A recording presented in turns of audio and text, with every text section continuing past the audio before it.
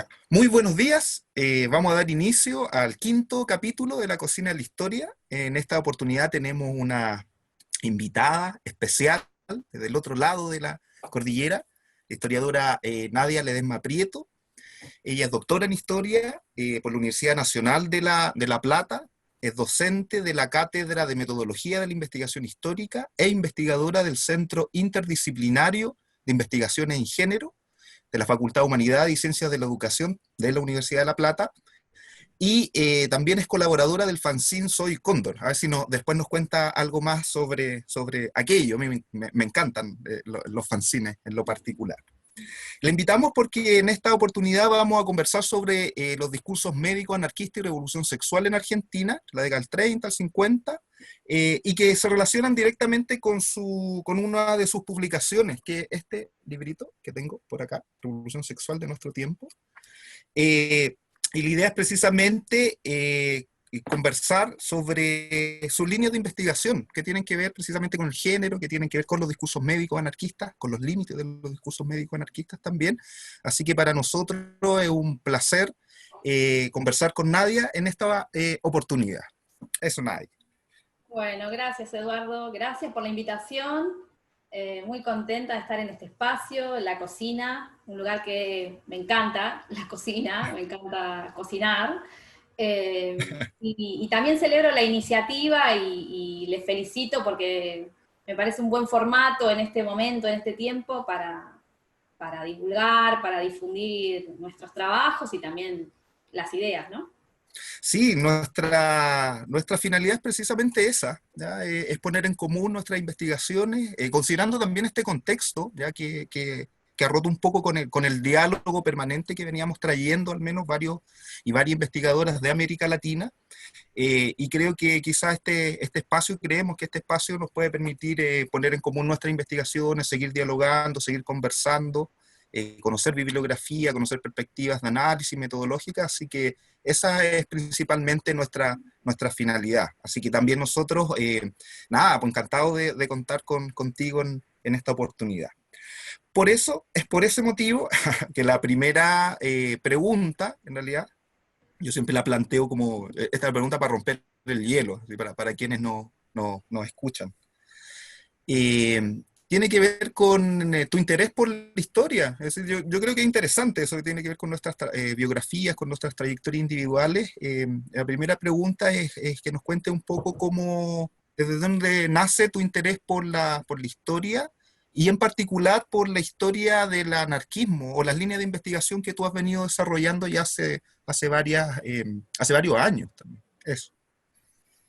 Bueno, mi interés por la historia, la verdad es que viene desde hace mucho, desde muy chica, muy pequeña, inconscientemente creo, siempre me gustó saber, ¿no? Y creo que tiene que ver con la curiosidad, ¿no? Siempre fui muy curiosa y todavía lo sigo siendo, creo, y me hacía muchas preguntas, creo que también la cuestión de la curiosidad venía acompañada de la inconformidad en las respuestas que recibía, entonces me iba yo directamente a buscar esa información, entonces inconscientemente creo que desde muy chica me gustó la historia, pero por eso de la curiosidad, ¿no? De saber qué es lo que pasó, y no solo qué pasó, sino cómo pasó. Y en ese cómo a veces las respuestas que me daban no me completaban, digamos, no las sentía insuficientes, entonces, bueno, iba yo en búsqueda de esa información que por ahí la encontraba en enciclopedias, o sea, vengo de una familia de clase trabajadora, soy la primera egresada, digamos, universitaria, entonces no tenía muchos elementos, muchos materiales, solo una enciclopedia de mi mamá de cuando era estudiante que había comprado en cuotas. En ese momento vendían los libros casa por casa y igual los ibas pagando a plazos. Así que bueno, me devoré esa enciclopedia y a partir de eso, bueno, fui buscando otros materiales, después en la biblioteca. Y cuando en la secundaria, cuando estaba terminando, me preguntaron qué iba a hacer. Yo estudiaba Bellas Artes ya hace muchos años, pero Bellas Artes lo veía como algo más para estar con mis amigas, con mis amigos, compartir lo colectivo, digamos, lo que tiene Bellas Artes. Y dije, bueno, que iba a estudiar historia. También tuve una profesora que me marcó en ese momento, en la secundaria, eh, y bueno, y decidí embarcarme en el estudio de seguir la universidad, porque tampoco era algo que nadie me exigía, digamos, ¿no? Hacer unos estudios de grado, pero bueno, yo lo quería hacer, fue muy difícil igualmente, porque yo trabajaba y estudiaba, tardé un montón de años en recibirme, pero bueno, lo hacía, digamos, tenía esa motivación para seguir y lo culminé. Y mientras estaba cursando la facultad, también conocí a una profesora, quien es mi amiga ahora y mi directora, que me propuso esto de hacer investigación, que hasta ese momento no me interesaba, yo quería ser profe de historia. Y me había comentado de becas de doctorado, de CONICET, que no sabía ni qué era en ese momento, y me motivó para hacerlo, porque lo cierto es que yo pensaba que no iba conmigo, que no iba a poder, o que no tenía las herramientas para hacerlo. Y me presenté a las becas de CONICET, la primera vez no salí porque no me había recibido.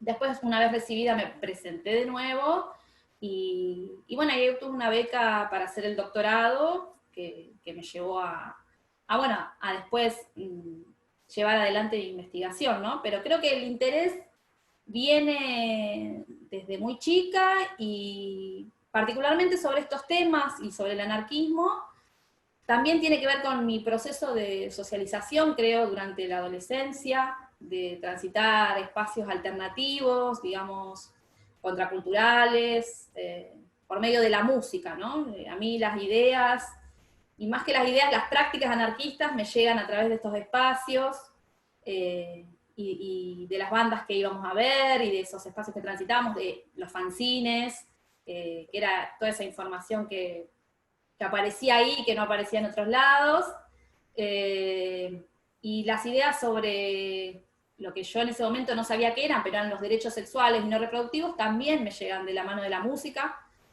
eh, de bandas como Fan People, She Devils, que trabajaban, o sea, en sus letras esta cuestión. Y cuando tuve que elegir un tema de investigación, yo ya venía trabajando con una amiga, con Gisela Manzoni, veníamos trabajando durante la carrera de grado cuestiones vinculadas al aborto, habíamos trabajado sobre Juana Rocobuela también, sobre las mujeres anarquistas, y cuando tuve que definir mi proyecto de investigación, bueno, como que todo se fue fusionando, y decidí avanzar sobre las ideas anarquistas, particularmente de estos médicos, en relación con los derechos, lo que hoy llamamos derechos sexuales y no reproductivos, que también tiene que ver con una motivación, digamos, personal y política, ¿no? Por alcanzar esos derechos, y me parecía que establecer como una genealogía de lo que hoy hablamos como derecho, a la sexualidad, digamos, a una sexualidad libre, me llevó a trabajar con estas ideas. Bien, gracias, Nadia.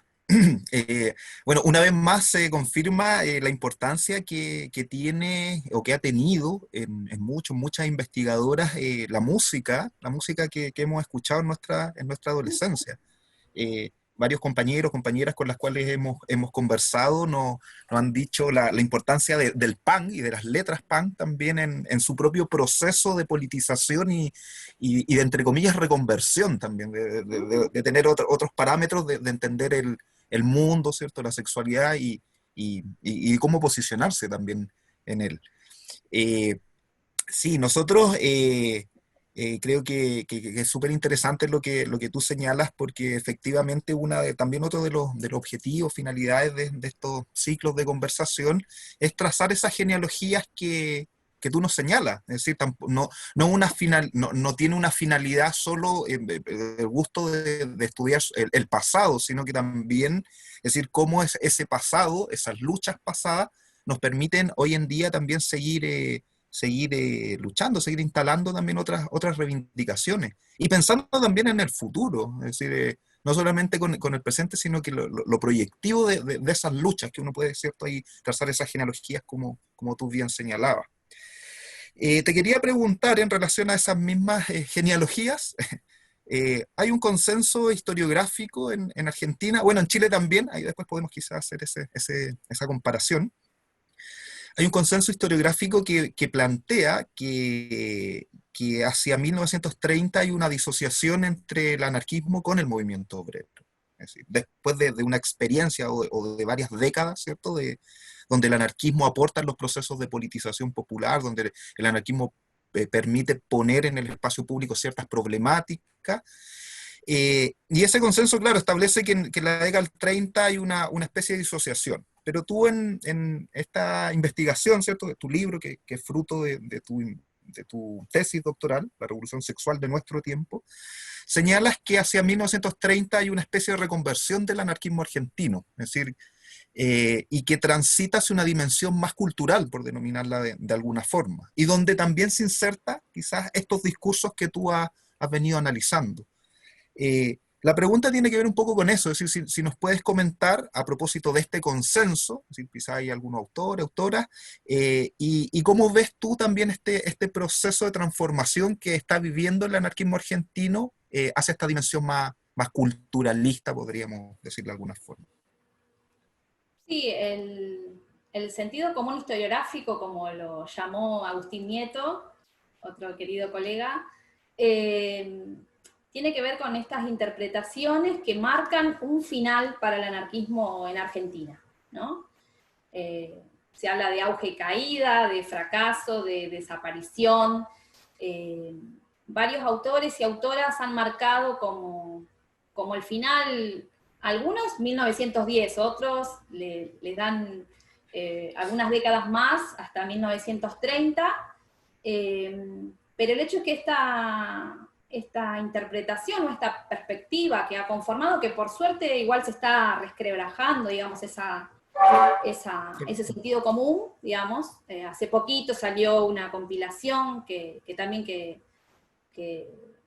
motivó Agustín Nieto, el anarquismo después del anarquismo, ¿no? Y que avanza en otras décadas que no son las del anarquismo, del auge del anarquismo en Argentina. Pero creo que estas interpretaciones tienen que ver con una lectura marxista del anarquismo, ¿no? Que influenció estas miradas, influenciadas por la obra de Erich Hobsbawm principalmente, ¿no? De marcar al movimiento con ciertas características, y que esta mirada marxista marca ese final del anarquismo porque ve en esa retirada del movimiento obrero, bueno, la oclusión del movimiento, y no ve que este movimiento no se da solamente en ese espacio, ¿no? Que se da en otros espacios. El anarquismo o el movimiento anarquista en Argentina, en todos lados, es un movimiento integral, ¿no?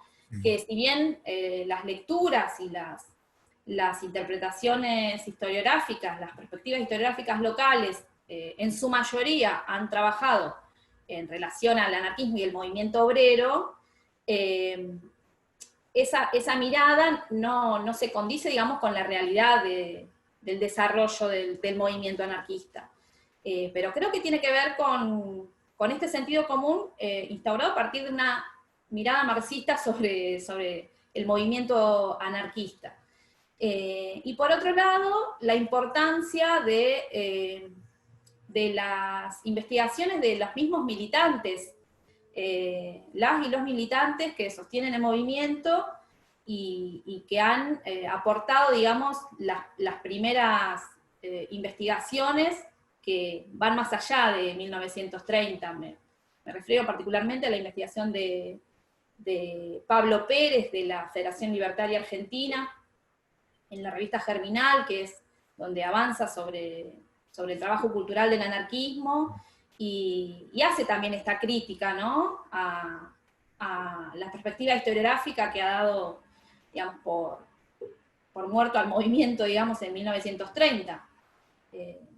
También en una dinámica de ver éxitos y fracasos, bueno, cómo se miden esos éxitos y fracasos, porque no es lo mismo por ahí lo que yo considere que es un éxito para el movimiento que lo que considere otros investigadores, y sin aclarar cuáles son esos indicadores, ¿no? Entonces, creo que igualmente que ese sentido común ya empezó a romperse, digamos, o por lo menos a matizarse, porque hay diversas investigaciones, bueno, este libro que te digo, esta compilación, de la cual participo también, pero creo que también hay, en esta extensión, digamos, de la temporalidad del anarquismo a través de las investigaciones, también está llevando a que se vaya a mirar solo la dimensión vinculada al movimiento obrero, ¿no? Que si bien hay una extensión de los límites del anarquismo temporalmente, también hay de nuevo una mirada exclusivamente sobre el movimiento, sobre el anarquismo y el movimiento obrero y su influencia ahí. En esa misma compilación te vas a dar cuenta que habrá 2 artículos que incluso yo no estoy trabajando sobre gremialismo médico en esa compilación, pero creo que la dimensión cultural es como la que se está dejando fuera también de nuevo en esta extensión del tiempo. Hay como un recorte nuevamente de la dimensión a trabajar. Y que eso también me parece que viene de la mano también de una mirada marxista, ¿no? De establecer diferencias entre la vida material y la vida cultural, una mirada o lo que Butler llamó esto despectivamente llamaban meramente cultural, ¿no? Creo que también en esas miradas, estos avances en el tiempo del análisis del anarquismo, deja de lado esta cuestión cultural por no entenderla como intrínseca, digamos, de la vida material, digamos, y cómo esta parte cultural también tiene que ver con la economía y con la economía política, ¿no? Que es algo que también marcó Laura Fernández Cordero, ¿no? Que no podemos hacer ya esa división, que igualmente los análisis, o por lo menos yo trabajo sobre la dimensión cultural. Lo cierto que son recortes analíticos, ¿no? Porque tenemos que definir un problema de investigación y bueno, lo definimos temporalmente, espacialmente, que eso es un recorte analítico, pero no es como se da el movimiento, ¿no? No es que dice, bueno, esto va por acá, esto va por allá, sino que se da de una manera integral, que estaría bueno, o sea, me parece que todavía es un desafío hacer un trabajo integral sobre el movimiento anarquista después de los años 30, creo que una opción sería de hacerlo de manera colectiva, ¿no? Con estas primeras compilaciones que están saliendo, pero que es un recorte que hacemos analíticamente, o sea, que para poder analizarlo, pero que no es que se produce de esa manera. Y en mi caso particular, el reconstruir, o por lo menos partir de la dimensión cultural, me permite avanzar sobre cuestiones que de otra manera no podría, y estas perspectivas en relación con estos temas que tienen que ver con la sexualidad particularmente, quedaron fuera del análisis, no solo por la cuestión temporal, sino también por este recorte, digamos, de pensar que la cultura o las prácticas culturales no son importantes, digamos, para reconstruir procesos materiales. Me parece que viene por ahí también esos límites historiográficos. Sí, qué bien lo que tú mencionas, porque me atrevería a decir que para el caso chileno y para varios otros casos latinoamericanos sucede algo similar. Es decir, la historia del movimiento obrero fue escrita mayoritariamente, ¿cierto?, por historiadores, y historiadores ahí considerando el genérico masculino, o sea, mediados del siglo XX, y que, producto también de discusiones políticas, condenaron al basurero de la historia las propuestas y discursos anarquistas. Eh, y creo que al menos, claro, en las últimas décadas se ha avanzado mucho más, es decir, se han puesto en tensión esos consensos historiográficos, estos discursos, ¿cierto?, ya instalados dentro de la academia, y no solamente dentro de la academia, sino que también dentro como del mundo social y político, y yo creo que, claro, todos los encuentros que se han hecho en América Latina, ¿cierto?, en las últimas décadas nos permiten entender, ¿cierto?, primero tensionar esos discursos hegemónicos, en segundo lugar, abrir también las propuestas de análisis, es decir, abordar otras áreas, ¿cierto?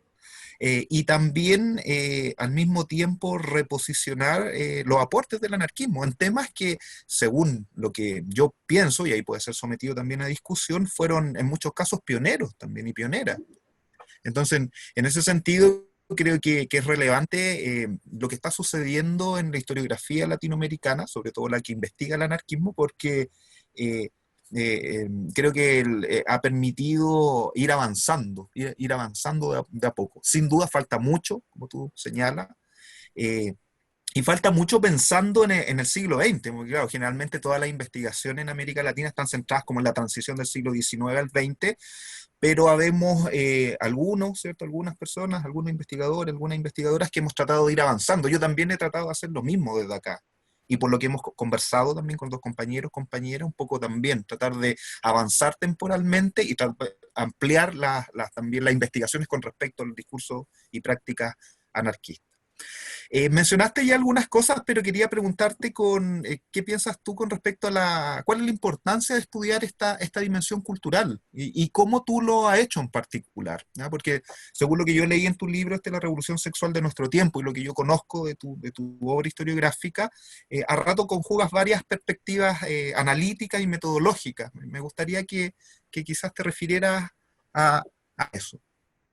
Sí, esos fueron ajustes que tuve que hacer mientras hacía mi investigación, ¿no? Porque lo que yo pensaba, digo, bueno, voy a trabajar sobre el discurso anarquista, el discurso médico-anarquista, bueno, ya lo tenía, había seleccionado las fuentes, que ahora las voy a detallar, pero eh, en estas decisiones teóricas y metodológicas me parecía que, y charlando también con mi directora, que bueno, ya está, visibilizo, problematizo el discurso anarquista, pero si no lo sitúo, digamos, ¿no? Si no lo pongo en relación con los otros discursos que estaban en ese momento en relación a los temas que yo estaba trabajando, no se veía, digamos, esta cuestión de lo pionero y también de las cuestiones que compartían con algunos discursos dominantes de la época. Entonces, a la mitad de mi trabajo de doctorado, es como que tuve que hacer otra investigación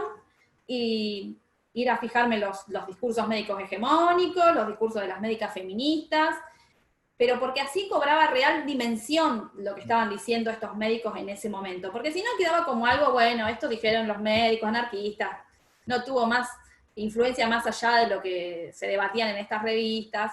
Entonces, a partir de asumir esta perspectiva relacional, que viene un poco de la mano de los planteos y de las ideas de Richard Cleminson, que trabajó estos temas para España, a partir de su mirada y también de la perspectiva del análisis crítico del discurso, que fue una teoría, una herramienta teórica y metodológica que descubrí, digamos, que encontré en el camino, porque lo cierto es que, no sé qué pasará en Chile, pero en historia tenemos poca preparación, digamos, durante la carrera en cuestiones más teóricas y metodológicas, ¿no? Sí. Son cuestiones que vamos aprendiendo a los ponchazos después, cuando estamos haciendo nuestras investigaciones.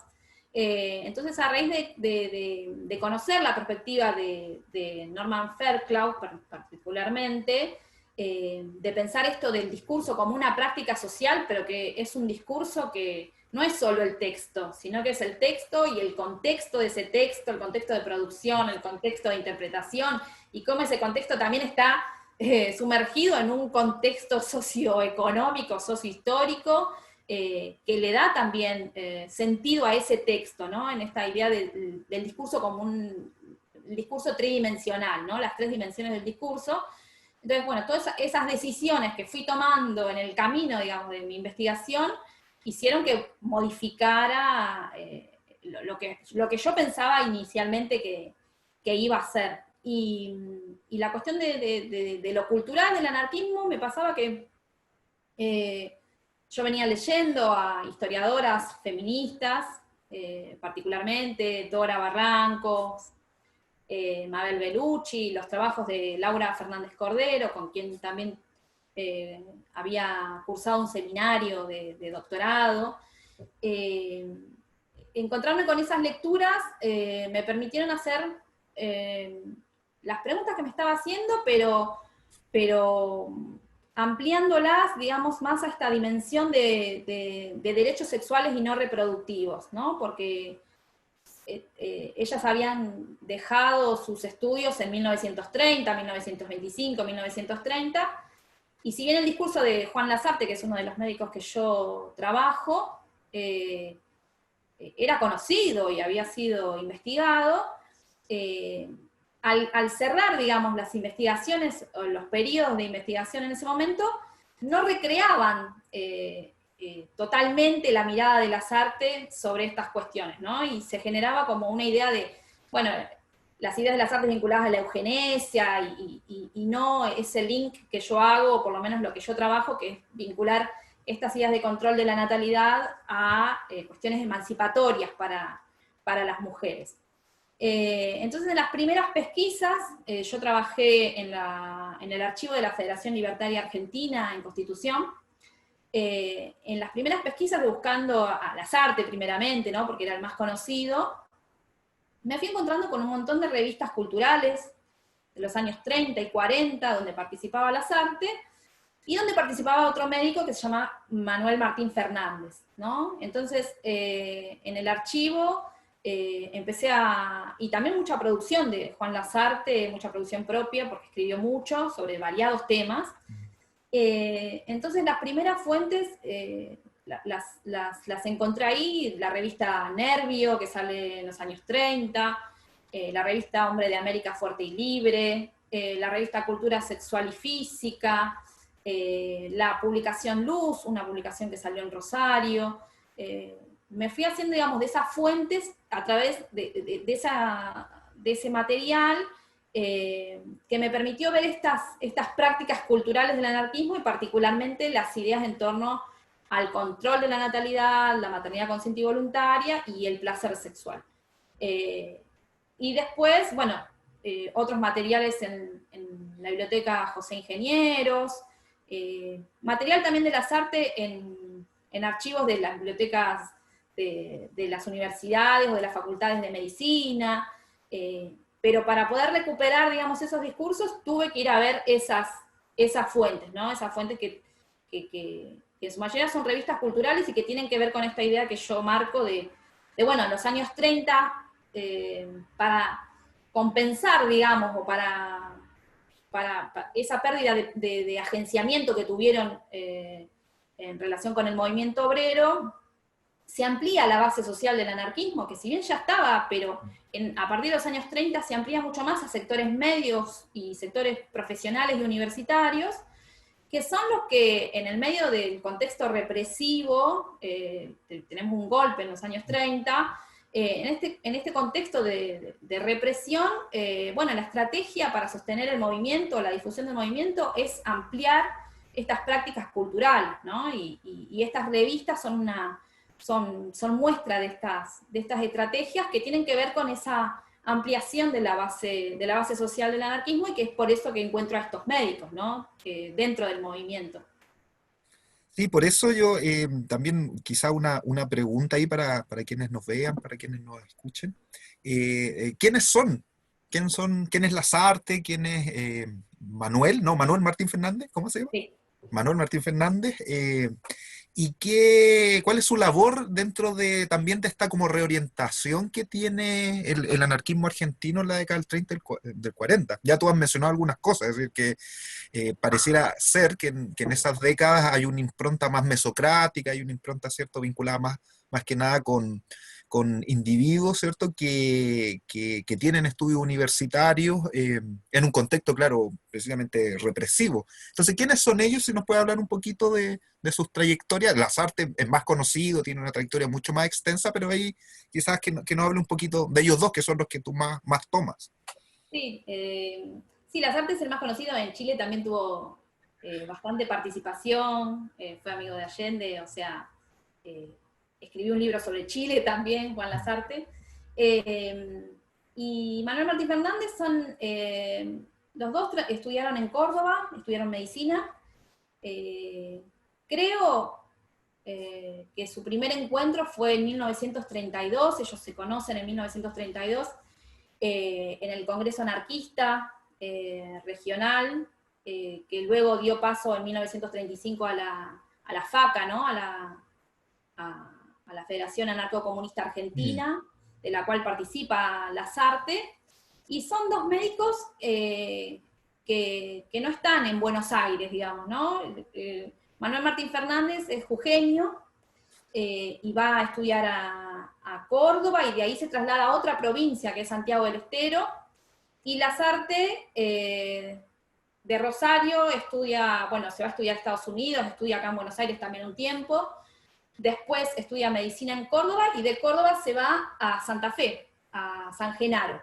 Entonces, como característica que comparte es que son médicos de lo que se llama interior, ¿no? De la Argentina, ¿no? Que no son de las grandes capitales, digamos. Entonces, esa es una característica que comparten. Y Manuel Martín Fernández, que es el que es menos conocido, eh, él se instala en Santiago del Estero y participa de todo el movimiento antifascista en Santiago, en una agrupación que se llamó Renovación en Santiago del Estero, que este, hacían una revista que se llamaba Vertical, y bueno, ahí fue perseguido por las autoridades en Santiago del Estero y tuvo que irse, se vino hacia Buenos Aires, hacia la localidad de San Fernando con su compañera Lola Quiroga, y ahí lo empezamos a encontrar en la revista Cultura Sexual y Física, donde se hace cargo de un consultorio sexual, ¿no? De dar respuestas a inquietudes que compartían los lectores o que enviaban los lectores a través de cartas, del correo de lectores. Y Juan Lasarte se va a San Genaro. En esa localidad fue impulsor de distintos proyectos cooperativistas de su localidad, era médico de los prostíbulos de la zona, además de ser un militante y un sostenedor del movimiento anarquista, participando en la Federación Anarcocomunista Argentina y después en los 40 en la Unión Socialista Libertaria de Rosario, al igual que Manuel Martín Fernández, la Unión Socialista Libertaria de Capital, y ambos también participaron en Solidaridad Internacional Antifascista, ¿no? Durante la Revolución y Guerra Civil Española, trabajaron particularmente en esos años en conseguir dinero para poder exiliar, ¿no? Para los refugiados. Entonces tienen como trayectorias parecidas. La de Lasarte es mucho más conocida que la de Manuel. Por suerte, cuando estuve haciendo las investigaciones, bueno, viajé a San Genaro con Gisela, y pude conocer un poco más a Juan Lasarte, más allá de sus textos, digamos, de lo que yo venía trabajando, conocerlo a través de las entrevistas hacia sus amigos o hijos de amigos que me contaban un poco más de su actividad, que lo cierto es que fue un escritor prolífico, o sea, escribía no solo sobre estos temas que yo trabajo, sino escribía análisis sobre el capitalismo, escribía sobre el federalismo. Los dos participaron en el gremialismo médico, la Confederación Médica de la República Argentina, fuertemente en los años 40 y 50, ¿no? Que también se encuentran trabajando juntos en esto de defender su profesión frente al Estado, particularmente frente al peronismo, ¿no? Y esa intervención del peronismo dentro de la profesión, pero desde una mirada, digamos, con ideas anarquistas dentro del gremialismo médico, ¿no? De la socialización de la medicina. Me parece que estos dos médicos, si bien Lasarte es más conocido, tienen como unas trayectorias parecidas en cuanto a que son estos médicos del interior que están participando en el movimiento anarquista, sosteniendo este movimiento, y que a su vez también participan en estas revistas culturales, trabajando sobre estos temas, ¿no? Que hasta ahora no he encontrado a nadie más, digamos, que haya hablado sobre esto. Ojalá aparezcan, pero por ahora estos dos médicos son los que se han, digamos, puesto a llevar adelante estas ideas que tenían que ver con la emancipación, más que nada, ¿no? Con la liberación sexual. Sí, bien. Son figuras súper atractivas en ese sentido. Yo veía la bibliografía de tu libro y Juan Lasarte escribió un montón y sobre diversos temas como tú señalabas. Esa defensa del federalismo también que tú mencionas en tu libro es bastante interesante. Tú mencionabas en la respuesta, ¿cierto?, a la pregunta anterior, hacía alusión a las revistas, estas revistas en las cuales están escribiendo, ¿cierto?, están tratando de poner en la discusión pública temáticas que tienen que ver con la sexualidad. Mi pregunta es, ¿qué importancia le atribuyes tú a estas revistas en la educación sexual de hombre y mujer en Argentina, considerando sobre todo estas secciones como consultorios sexuales? O recuerdo también está la página de la mujer de la revista Reconstruir también, es decir, qué temática ahí se socializaban, es decir, cómo era esa dinámica. Es decir, me da la impresión de que gente escribía, ellos respondían, pero ¿qué importancia le atribuyes tú también en la educación sexual, considerando que en el caso chileno, es decir, en el caso chileno todavía no existe educación sexual dentro de la educación pública? Eso. Eh, quien estaba a cargo de los consultorios sexuales era Manuel Martín Fernández. Tuvo dos consultorios sexuales, uno en la revista Cultura Sexual y Física, a partir del año 38, 39 hasta el año 41, y después continuó con esa modalidad en la revista Hombres de América Fuerte y Libre, también con un consultorio psicosexual. Y Lasarte, además de su producción, donde compartía información particularmente sobre el control de la natalidad, cómo llevar adelante el control de la natalidad, tenía en la misma revista, Hombre de América Fuerte y Libre, un curso de sexología, ¿no?, que se daba por entregas en la publicación. Estos consultorios en los que estuvo Manuel Martín Fernández se anunciaban, digamos, en la revista Cultura Sexual y Física, se anuncian al comienzo de la publicación, que creo en esos primeros años estuvo a cargo de otro médico que se llama Bartolomé Bossio, pero que viene desde el sindicalismo revolucionario, que también estoy tratando de armar su trayectoria. Las y los lectores enviaban sus consultas sobre temas sexuales. En esta revista podían mandar consultas de temas sexuales, físicos, había distintas secciones, pero en los primeros números tenía 2 carillas, 2 páginas este consultorio, pero después había explotado, digamos, había ocupado mucha más extensión dentro de la revista, y los otros consultorios habían desaparecido porque las consultas sexuales eran las que más abundaban. En estas consultas, si bien en los consultorios no se pone la consulta, digamos, qué es lo que consulta cada uno, podemos inferir esa consulta a partir de la respuesta que les da este médico. Y que por eso también podemos decir que no son inventadas, ¿no?, estas consultas, porque no hacen una pregunta, sino que se están refiriendo a tal persona, le estoy diciendo la respuesta sobre tal cuestión. Que creo que había en ese momento, los años 30 y 40, una gran confusión. No había, digamos, una educación sexual. La educación sexual que se tenía era una educación sexual que venía de esto, de charlas, digamos, informales, o que alguien te cuente, digamos, amigos, amigas o alguien de la familia. Pero las consultas tenían que ver principalmente con cómo evitar los embarazos, ¿no? Cuáles eran los métodos anticonceptivos más efectivos, digamos, ¿no?, para poder, disfrutar de la sexualidad sin preocuparse por la reproducción, digamos, ¿no? Por esto, particularmente las mujeres, ¿no? Preocuparse por la maternidad no elegida. Y después las consultas, los varones en su mayoría consultaban por tamaños normales del pene, digamos, de la anatomía del pene. Pocas mujeres preguntaban sobre su anatomía.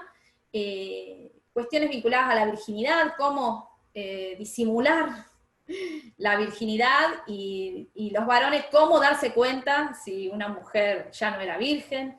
Eran cuestiones que se planteaban y que te demuestran que en ese contexto la desinformación que había en ese momento sobre la cuestión sexual, ¿no? De preguntas que te marcaban, bueno, cuál era el desconocimiento, y cómo estos médicos se abocaban a la tarea de educar, digamos, ¿no? Dentro de ciertos parámetros, ¿no? Las prácticas sexuales eran el coito vaginal, todas las demás prácticas sexuales eran perversiones, el límite, bueno, que después hablaremos, pero la homosexualidad no estaba aceptada, pero creo que para el público que podía acceder a esas revistas, fue una herramienta muy, muy importante, digamos, que fue una herramienta que les permitió disfrutar de la sexualidad y de sacarse esas dudas y esas ideas, esos mitos que había en cuanto a ciertas cuestiones, que tenían que ver más que con esto, ¿no? De cómo poder disfrutar de la práctica sexual, principalmente, sin que eso llevara a una maternidad o a una paternidad no querida, y particularmente de pensar los vínculos por fuera del matrimonio también, ¿no? El ejercicio sexual, sin que esté encorsetado ni al matrimonio ni a la prostitución, porque era algo que estos médicos tampoco aceptaban, y entendían que la libertad sexual iba a hacer que el matrimonio y la prostitución dejaran de existir, porque no eran necesarias esas instituciones sexuales, porque las personas podrían relacionarse libremente. Entonces creo que, si bien podemos decir que el público que se comunicaba, que no era solo de Argentina, sino de toda Latinoamérica, enviaba sus consultas, pudieron sacarse esas dudas y conocer, y por lo menos ir o ejercer su sexualidad sin tanto temor, ¿no? Que creo que era eso, y que bueno, es que lo que actualmente también podemos decir que todavía falta, ¿no? De tener un mayor conocimiento sobre nuestra sexualidad para poder elegir y decidir más libremente.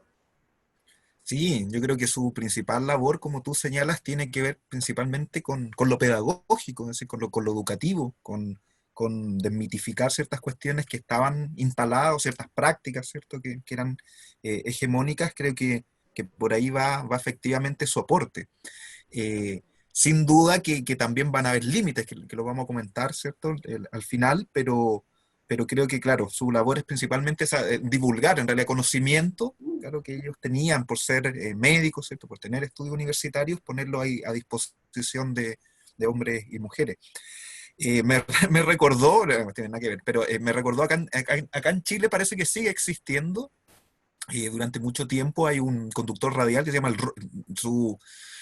su apodo el Rumpi, y que de hecho se han hecho unas películas, y tenía una especie de consultorio sexual en varias radios en realidad, porque después fue mutando, y que se llamaba El Chacotero Sentimental. En realidad, él sin ser igual médico ni nada por el estilo, pero era una especie de consultorio donde hombres y mujeres llamaban para discutir, comentar algunas cuestiones que tienen que ver con la sexualidad, pero también con la afectividad.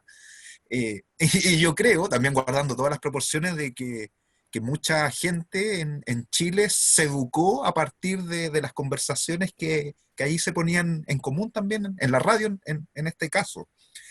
Mira.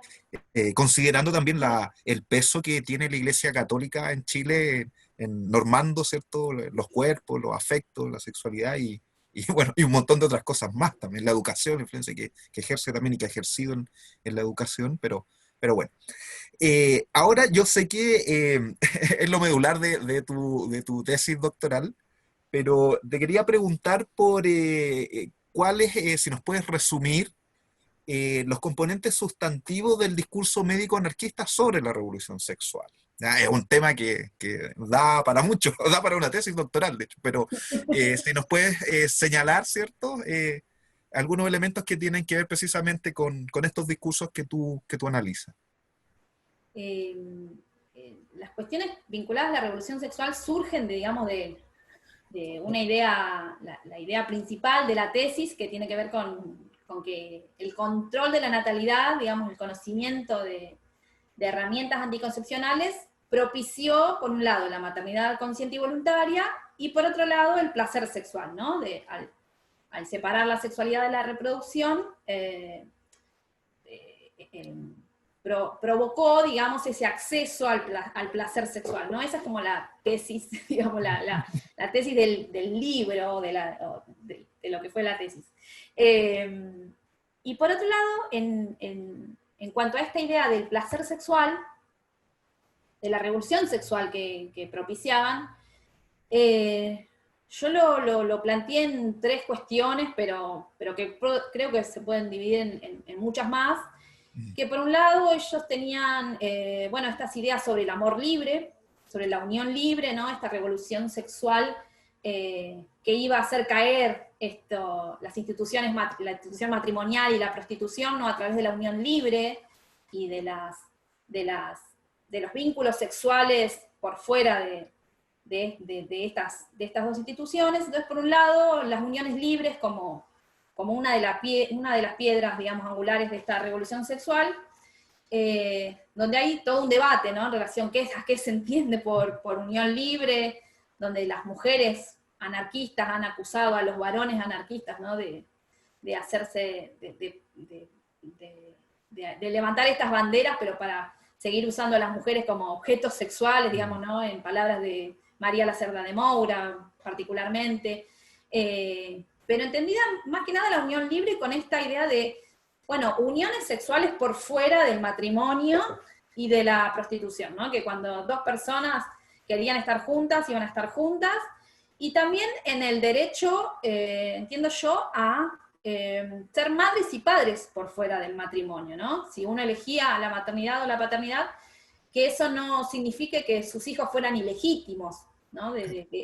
Lasarte lo llamaba el derecho de los solteros. Bueno, si los solteros quieren ser padres, quieren ser madres, bueno, tienen todo el derecho a hacerlo y sus hijos no tienen por qué ser ilegítimos. Entonces, por un lado, las uniones libres. Por otro lado, la pérdida de valor de la virginidad. Digamos, ¿no? Esta crítica a la doble moral sexual que permitía que los varones antes del matrimonio tuvieran una sexualidad recreativa y que las mujeres tuvieran que esperar al matrimonio, pero así todo vinculado a esa sexualidad a la reproducción, no al placer ni a la recreación.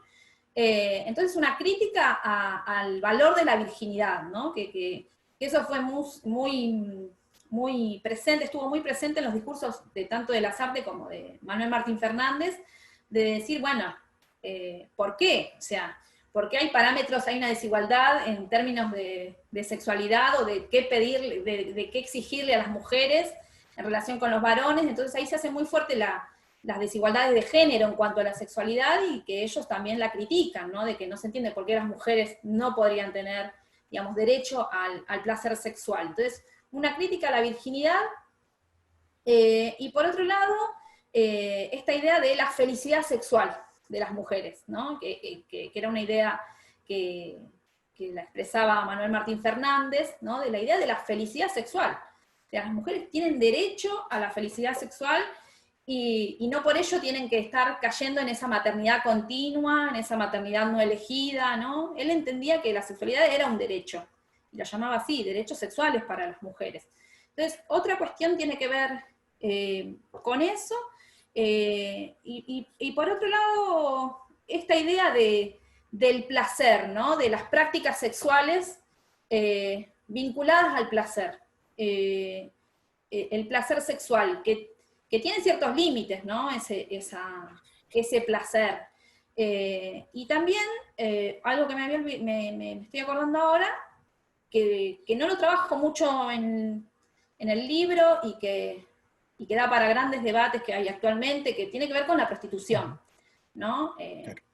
Esa crítica a la prostitución y entender que las mujeres iban hacia la prostitución por cuestiones económicas, digamos, ¿no? Por la miseria. Entonces, cambiando las estructuras y siendo la mujer no solo libre sexualmente, sino libre económicamente, ¿no? Donde estas dos cosas están al mismo nivel, ¿no? La independencia económica y la emancipación sexual, bueno, la prostitución dejaría de existir, bueno, que es un debate muy actual, por lo menos acá en Argentina, la idea de trabajo sexual y mujeres en situación de prostitución es bastante actual, digamos, estos debates, pero que en ese momento lo que la mayoría de los anarquistas pensaban era que, bueno, que la prostitución tenía que ver con cuestiones económicas, ¿no? Que nadie podía elegir la prostitución, sino que tenía que ver con una cuestión de falta de independencia económica de las mujeres.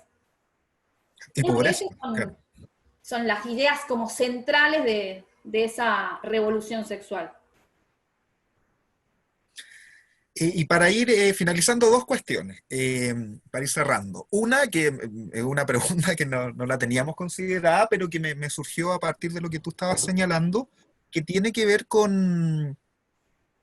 claro, con la anticoncepción, que tiene que ver con los métodos anticonceptivos. ¿Qué métodos, cierto? En realidad, en lo particular ellos reivindican o tratan de instalar, ¿cierto? Dentro de estos debates, a cuáles les promocionan más, por decirlo de alguna forma. Y por último, los límites, en realidad, claro. Ya ir evaluando, decir, sin duda sus propuestas son disruptivas para el contexto en el cual la están instalando, ¿cierto? Estamos hablando de mediados del siglo XX. Todavía muchas de estas temáticas siguen siendo tabú o siguen siendo no consideradas también. Eh, entonces, claro, esas dos cosas. Primero, como la anticoncepción, es decir, qué métodos son los que ellos promueven. Y lo otro, los límites. Y los límites tanto para hombres y para mujeres a partir de precisamente de estos discursos. Eso nadie. Eh, Estamos en un momento, en los 30 también y 40, en un momento de experimentación en cuanto a los métodos anticonceptivos. No había nada que fuera efectivo 100% más allá de la esterilización, digamos, ¿no? Mm. Los métodos que Lasarte en su obra que se llama Contralor de los Nacimientos, donde hace una descripción de distintos métodos anticonceptivos, y Manuel Martín Fernández difundía a través de los consultorios psicosexuales, particularmente tendrían que ver con controlar los ciclos ovulatorios, principalmente porque tenía la ventaja de que no necesitabas ningún tipo de tecnología, eso era marcar fechas en el calendario, digamos que vos lo podías controlar, que no necesitabas ningún otro recurso. Eso por un lado, pero este método recién a fines de los años 20, 29, 30, recién se estaba experimentando, digamos, o comprobando, y todavía había como cierto temor, incluso, bueno, después sabemos que no funciona, digamos, como un método efectivo, pero en ese momento era difundido por el hecho de que, bueno, no necesitabas ir a una farmacia, no necesitabas ningún elemento, digamos, ninguna tecnología anticonceptiva, sino que era estar pendiente de los ciclos ovulatorios.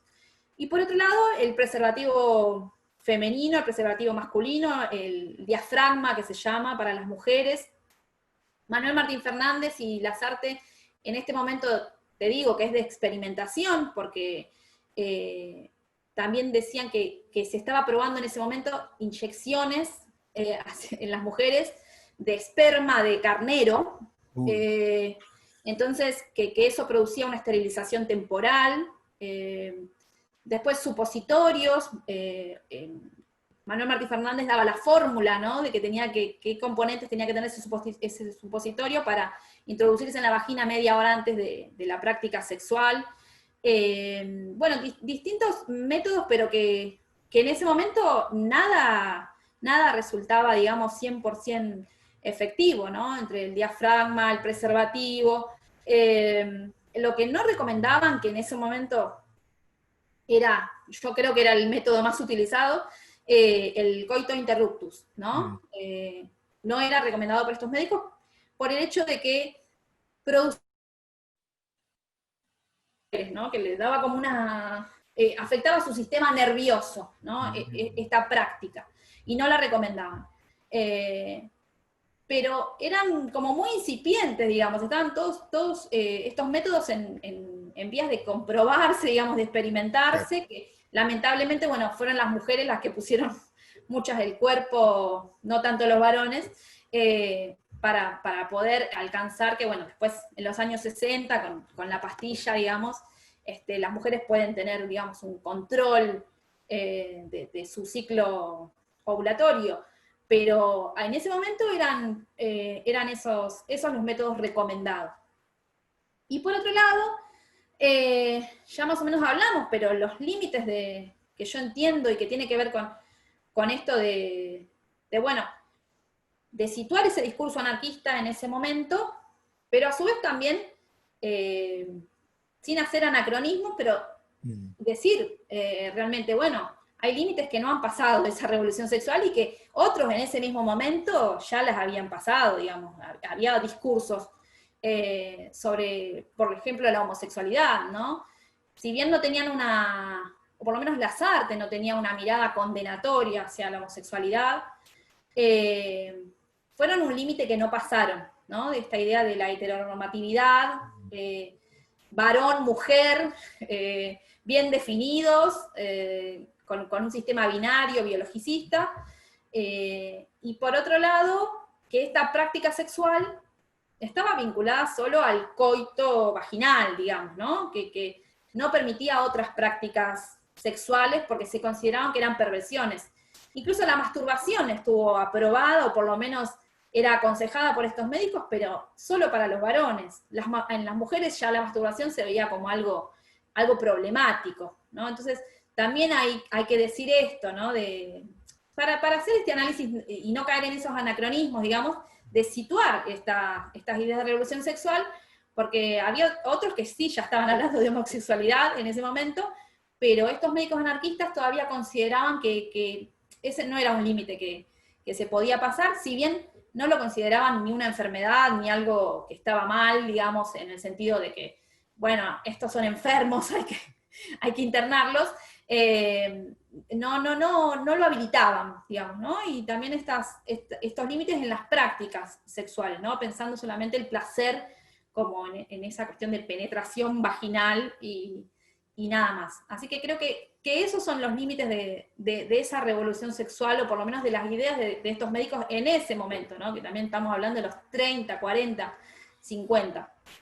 Bien, Nadia, vamos a dejarlo hasta acá. Me encantaría seguir profundizando mucho de los temas, ¿cierto?, que acá hemos tocado en esta entrevista. Por lo tanto, os invitamos a todos, ¿cierto?, a buscar tus investigaciones, a buscar tus artículos. Muchos están a libre disposición en Internet. También a leer tu libro, a mí me encanta, y la portada es hermosa. Y Y nada, pues voy a aclarar que le robé a Lazarte el nombre y le robé la imagen también. sí, bien. Ah, Expropié ¿verdad? Pues todo. la Revolución Sexual de nuestro tiempo como el libro de las artes. Bien, ahí robándole la cosa. Las artes. Sí. Bueno, vamos a quedar hasta acá. Un placer. Nuevamente te agradezco por haber accedido, ¿cierto?, a conversar con nosotros acá en la cocina de la historia. Y nada, pues invitamos a seguir dialogando, conversando, problematizando, analizando esos límites también que tú señalas y enriqueciendo los estudios del anarquismo en nuestras tierras, por nuestros territorios. No sé si nos quieres señalar algo para despedirte. Agradecer, nada más agradecer el espacio, y bueno, y la generosidad siempre, bueno, y ojalá que se sigan produciendo, ojalá que termine la pandemia, pero y que podamos encontrarnos cara a cara en algún momento, acá, allá, en algún lugar, pero bueno, que también habilitar estos espacios para que podamos seguir conversando. Ya, Gracias. muchas gracias, Nadia. Vamos a quedar hasta acá. Besitos desde este lado de la cordillera. Así que nada, hasta luego. Nos vemos.